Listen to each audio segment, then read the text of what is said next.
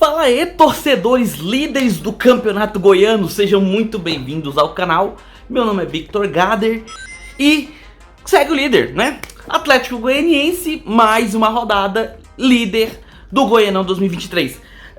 Um jogo que foi mais difícil do que deveria, mas a gente também tem que levar em consideração o adversário que estávamos enfrentando. Mas antes de mais nada, vamos devagar. Antes de mais nada, eu queria pedir pra você deixar seu like aqui embaixo, logo no começo do vídeo, pra me ajudar aqui com a divulgação do canal. E se inscreve se você gosta desse tipo de conteúdo e marca o sininho pra receber notificações. E vamos pro jogo, né? Vamos sem muita enrolação, vamos falar desse jogo nessa quinta-feira, 7h30 da noite. O jogo foi mais, digamos, 1-0 não reflete o que foi o jogo. Vamos lá. Atlético e Craque eram os líder e vice-líder, respectivamente, até o início dessa sétima rodada do Goianão. O Goiás jogou ontem, venceu por 1-0 em Umas, e aí ele assumiu temporariamente a liderança com 14 pontos. Beleza. Hoje, a partida decidiria o time que continuaria ali na cabeça, né, da tabela, visto que se o Craque vencesse, o Craque chegaria também a seus 14 pontos. E o Atlético vencendo continuaria na liderança, né, ao final da rodada. Beleza. O Atlético veio com um time que, na minha opinião, tem um problema no meio. Ele veio com Ronaldo na defesa, o Gasal e Ramon nas zagas, laterais Jefferson na lateral esquerda e o Rodrigo Soares na direita. No meio, o Haldney, Bruno Tubarão e Shailon. E no ataque, Luiz Fernando pela esquerda, Ayrton pela direita e Viseu. Beleza. O que se viu foi o seguinte: tanto no primeiro tempo quanto no segundo tempo, o Atlético, no começo do jogo, precisou se organizar defensivamente, o que deu o campo de defesa para o adversário. O Craque, no começo do primeiro tempo, conseguiu até mesmo chegar ao campo de ataque e ter algumas oportunidades, como um cruzamento num escanteio, onde o jogador do Craque cabeceou sozinho, mas foi pra fora. Continuamos, né? No comecinho do jogo ainda 0-0. As ações do Atlético se concentraram principalmente pelo lado direito, partindo com o Rodrigo Soares em parceria com o Ayrton. Mas aí, galera, vamos lá. A gente tem que comentar duas coisas. Primeiro, o Atlético está sem meio de campo. É claro, é evidente que o Atlético está tendo muitas dificuldades para fazer armações de jogadas pelo meio. O Shailon, por melhor que ele seja, pela melhor qualidade que ele tenha, e eu nem tô falando que ele é excelentíssimo jogador, ele é um bom jogador. E ano passado teve uma boa temporada pelo Atlético. O Adson fez bem em fazer a manutenção do Shailon para esse ano, continuar com ele. O contrato, se não me engano, era até esse ano, não tenho certeza, mas enfim, a continuidade do Shailon no Atlético é positiva. E ele é um meio de campo que ele é um meia que consegue às vezes voltar para buscar a bola e sair com a jogada. Ele até mesmo ajuda ali na marcação, só que ele fica sozinho, porque o Haldney, que inclusive foi para mim o melhor jogador da partida no primeiro tempo, ele é um jogador muito mais defensivo e muito mais de marcação ali no meio do que de presença ofensiva ou de armação de jogadas. E o Bruno Tubarão não está na posição dele. Eu não sei porquê o Eduardo Souza insiste em colocar o Bruno Tubarão como meia. O Bruno Tubarão no Bragantino, ele entrava como um segundo atacante, como um ponta, como um jogador absolutamente ofensivo. Ele não era meia. Então eu não sei por que raios o Eduardo Souza insiste em escalar o Bruno Tubarão como meia. E com ele jogando na meia, nós temos um jogador a menos. Porque toda vez que a bola passa pelo Bruno Tubarão, fora de posição, jogando improvisado como ele está, ele para a bola, a jogada diminui a velocidade ou para, ele perde a bola com facilidade, os toques dele não são exatamente ofensivos, ele sempre pega a bolinha, toca de lado, pega a bolinha, toca de lado, ou pega a bolinha e perde a bola. Quando ele pega a bola, né? E aí o que acontece? Sem esse meio de campo, o Atlético se vê na obrigatoriedade de armar suas jogadas pelas pontas. E no primeiro tempo, todas as jogadas saíram pelo lado direito. Teve uma ou outra bolinha ali pelo lado esquerdo, mas que eu nem conto como uma jogada ofensiva. Porque toda bola ofensiva que o Atlético recuperava, ele lançava pro lado direito, buscando o Rodrigo Soares ou o Ayrton. E coitado do Ayrton, assim, na boa. O Kelvin tá pedindo passagem, porque o Ayrton não acertou nada do que ele tentou. Tentava driblar, não conseguia. Tentava cruzar, o defensor tirava, ia pro escanteio. No escanteio, não sei nem o que ele queria fazer ali junto com o Shailon, que ele não fazia absolutamente nada ali junto com o Shailon. Tivemos uns 4 escanteios onde ele ficava, ele e o Shailon, pra cobrar. E sempre o Shailon cobrava, e deve cobrar, afinal ele é o cobrador oficial do time. Finalização, ele errou todas quando ele conseguia finalizar, porque ele chegou ao ponto de, ali mais ou menos nos 30 minutos do primeiro tempo, numa finalização de dentro da área, perto da pequena área já, ele se embananou com a bola 3-0 pra bola naquele momento. Enfim, o primeiro tempo passou em branco, porque as jogadas estavam em cima de um jogador que há 7 rodadas não joga bem. A gente vê que o Ayrton não está bem na posição e não está jogando bem. Não vem jogando bem. Então, assim, o ideal seria o quê? Já que a gente vem há 6 rodadas com um jogador que a gente sabe que não está em seu melhor momento, vamos deixar ele para entrar no segundo tempo e pegando o ritmo de jogo, né? E tendo menos responsabilidades, como seria no caso um titular. O Kelvin deveria sair como titular, porém não foi o caso. E o Ayrton estava lá como titular, errando tudo que podia errar. Rodrigo Soares também não ajudava, não estava saindo bem com a bola. Mas enfim, não conseguiam fazer as jogadas e o Atlético saiu no 0-0. Teve até um cruzamento, que foi a única coisa que ele acertou.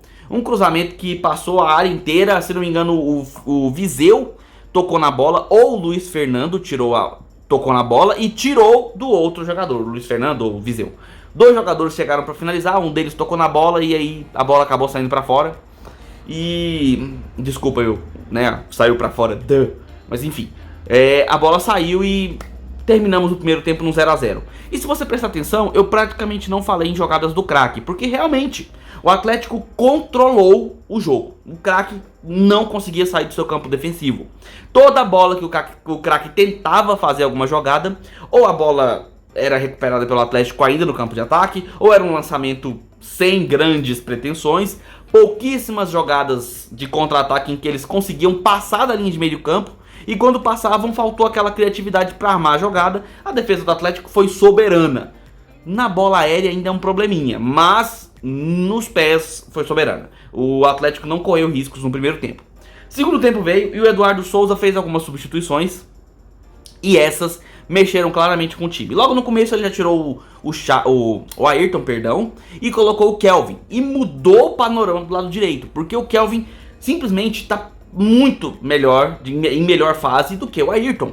O Kelvin consegue fazer as jogadas, consegue os cruzamentos, consegue até mesmo fazer as fintas no adversário, driblar ali o zagueiro, e está muito mais veloz do que o próprio Ayrton.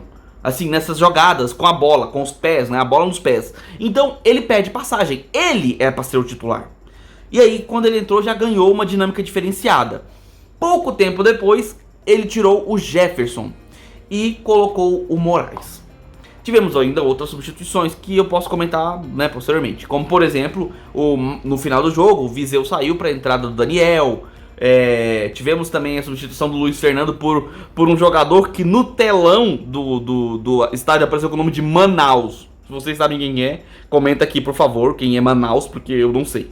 Mas enfim, com a entrada de Kelvin e principalmente do Moraes, mudou o patamar, porque o Atlético, que novamente no segundo tempo, no começo, nos primeiros minutos, deu um pouco de campo ao seu adversário, com o passar dos primeiros 6 minutos ali, recuperou o controle do jogo e novamente o craque não achou mais as jogadas para o seu campo, para o campo ofensivo, no caso o campo defensivo do Atlético. E com isso, o Atlético controlava todas as saídas de bola, todas as jogadas no campo ofensivo, no campo do adversário. Mas foi complicado, porque o Atlético não finalizava de fora da área, o Atlético não conseguia acertar um cruzamento para achar um jogador em boa condição. A defesa do craque é uma boa defesa, é um time muito bem treinado pelo técnico Massaro, é um time muito bem organizado, mas tem suas deficiências. E com isso, aproveitando essas deficiências, numa jogada pelo lado direito, o Haldney, que pra mim foi o melhor jogador da partida. Eu falei que ele tinha sido o melhor jogador do primeiro tempo porque eu pensei em colocar o Moraes como o melhor jogador da partida, só por conta do gol que ele fez nessa jogada, que o Haldney tocou pro Kelvin, o Kelvin cruzou, a bola ficou pererecando ali na área, o Moraes veio e finalizou para fazer o gol, e o único gol da partida. Mas, por melhor que o Moraes tenha sido, o jogador diferencial nessa partida foi o Haldney, porque o Haldney, ele se sobressaiu na marcação. Afinal, é o papel do Haldney, ele é um primeiro volante. Então, as saídas de bola dele não são exatamente de muita qualidade, mas ele até achou alguns bons passes para encontrar jogadores nas pontas, quando o time se dava ao trabalho de fazer esses lançamentos. Mas, o forte dele é a marcação e o posicionamento defensivo. Ele recuperou muitas bolas, ele conseguia fechar as passagens do adversário, ele conseguia recuperar a bola e sair no primeiro passe de maneira segura, coisa que não vinha acontecendo nos últimos jogos. Mas nesse jogo aconteceu bastante, então ele foi sim, pra mim, o melhor jogador da partida, principalmente com o primeiro tempo que ele fez. E aí, nessa jogada ele achou o Kelvin do lado, o Kelvin cruzou, o Moraes finalizou e fez o gol praticamente com 40 minutos do segundo tempo, pra dar aquele alívio.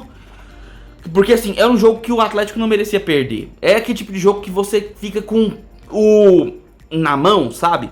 Porque o adversário pode conseguir um contra-ataque, e o adversário tem qualidade, tem bons jogadores, e aí num contra-ataque ele pode fazer o gol e matar o jogo. Mas graças a Deus isso não aconteceu, até mesmo pelos méritos hoje da defesa do Dragão, que mesmo ainda tendo problemas na bola aérea, hoje não comprometeu. E pelo primeiro jogo que eu me lembro nessa temporada, eu acredito que foi o primeiro jogo, o Atlético não levou gols. Então sim, eu tenho que parabenizar aí a defesa do Atlético, porque não levou um gol, né? Pelo menos, graças a Deus, tivemos um jogo onde o Atlético não levou gol. Fizemos o nosso gol, aí os últimos minutos o Atlético ainda teve algumas boas oportunidades, mas terminamos no 1 a 0, liderando o campeonato com 16 pontos à frente do nosso rival Goiás, que tem 14. Próximo jogo é novamente às 10h30 da manhã. Nossa, eu sei que alguns de vocês podem até gostar desse horário, mas 10h30 da manhã, pelo amor de Deus. Contra o Goiânia, lá no Olímpico. Ainda não sei se já saíram os valores dos ingressos, mas o jogo é 10h30 da manhã contra o Goiânia, lá no Olímpico. E torcida mista, ou seja, nós torcedores do Dragão vamos estar lá presentes, prestigiando o time, beleza? Eu vou fazer uma coisa que eu não costumo fazer muito, que é dar notas, tá? Para os jogadores. Já me pediram algumas vezes, mas eu vou fazer isso a primeira vez. Começando pelo goleiro Ronaldo. Eu não tenho como dar uma nota diferente de 10 pro Ronaldo, porque o Ronaldo, quando precisou, fez defesas. E ele quase não precisou. Então, sim, ele foi perfeito naquilo que lhe cabia, nota 10. O Moraes não, perdão. Vou começar pelo lateral Jefferson. O Jefferson foi discreto. Não fez uma partida ruim, mas também foi discreto. Não apareceu nem na marcação e nem na parte ofensiva. Fez o que precisava fazer, eu vou dar uma nota 7 pro Jefferson. Para o Rodrigo Soares, eu tenho ainda muitos problemas com o Rodrigo Soares, porque eu ainda acho que ele toma decisões erradas. Quando ele tem que passar, ele tenta driblar. Quando ele tenta driblar, ele deveria passar. E aí é aquela história. Quando você toma a decisão errada, você compromete a jogada. E ele fez isso muitas vezes. Com isso, eu vou dar uma nota 6 para o Rodrigo Soares. E vamos para a zaga. Ramon e Lucas Gasal. Para os dois, eu vou dar uma nota 7,5. Por quê? Ainda vejo problemas na distância entre os dois nas bolas aéreas. Tivemos poucas nesse jogo, mas ainda vejo esse problema. Aí pode ser um problema do treinador. É culpa do treinador que não fez, né, o treinamento devido para poder fechar esse espaço. Mas os jogadores também têm que ficar espertos nisso. Então os dois recebem 7,5. No meio de campo, começando pelo Haldney, melhor jogador da partida, eu vou dar um 10 pro Haldney. Porque ele não só conseguiu achar bons passes, coisa que ele não vinha fazendo muito bem nas partidas passadas, como ele também fez uma excelente marcação, saída de bola com qualidade e com confiança, coisa que não vinha acontecendo também. Espero que ele mantenha essa qualidade, porque estamos precisando de um meio de campo seguro, né? Então, nota 10 pro Haldney. Bruno Tubarão, eu não consigo dar uma nota pro Bruno Tubarão, porque é difícil. Eu vou tentar aqui dar um 4,5. Pelo simples fato dele existir ali no meio.